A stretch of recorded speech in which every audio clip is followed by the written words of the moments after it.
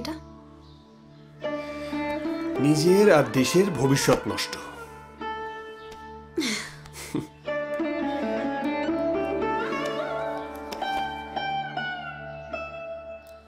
জানো তো, বাবা বলেছেন আমাকে আর পড়াশোনা করতে দেবেন না। সে কি মানে? উনি বলছেন মেয়েদের নাকি পড়াশোনা করা ভালো নয়। বিদ্যাসাগর মশাইকে দু চক্ষে দেখতে পারেন না। তাহলে তাহলে আমরা দেখা করব কি করে?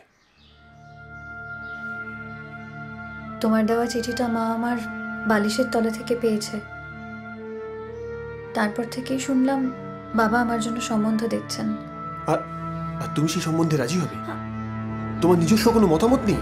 নিজস্ব মতামত প্রকাশ করবার জন্য চাই স্বাধীনতা, আর তাই তার দাবি আমাদের আগে জোরদার করতে হবে।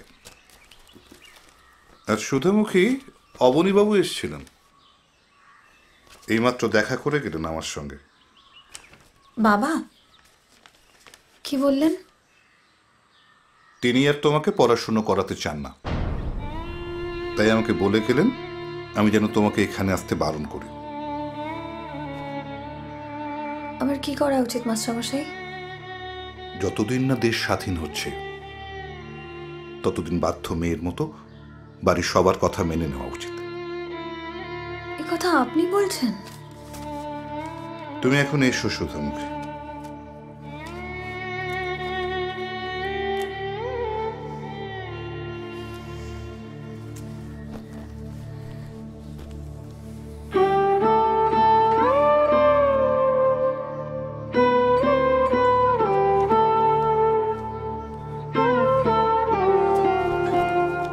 মন মতো দাঁড়িয়ে যেও,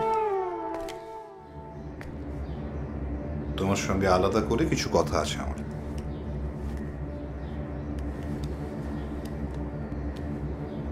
আমার কাছে খবর আছে গত পরশুর স্বরাজ সমিতির মিটিংয়ে তুমি যাও। কেন? আমার কিছু ব্যক্তিগত কাজ ছিল। একদম মিথ্যে কথা বলো না মন মতো। সবার উপরে দেশের কাজ। তোমার এই দুর্বল মন নিয়ে তোমাকে এই কাজে নামানোই আমার ভুল হয়েছে। দুর্বল? আমি দুর্বল মাস্টারমশাই? নিশ্চয়ই। যতীন জানিয়েছে গত পরশু স্বরাজ সমিতির মিটিংয়ে না গিয়ে সন্ধেবেলা তুমি সুধামুখীকে সঙ্গে নিয়ে গিরিশ ঘোষের নাটক দেখতে গেছিলে।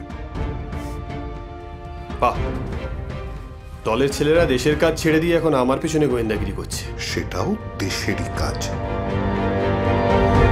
খেলা ঘর বাঁধতে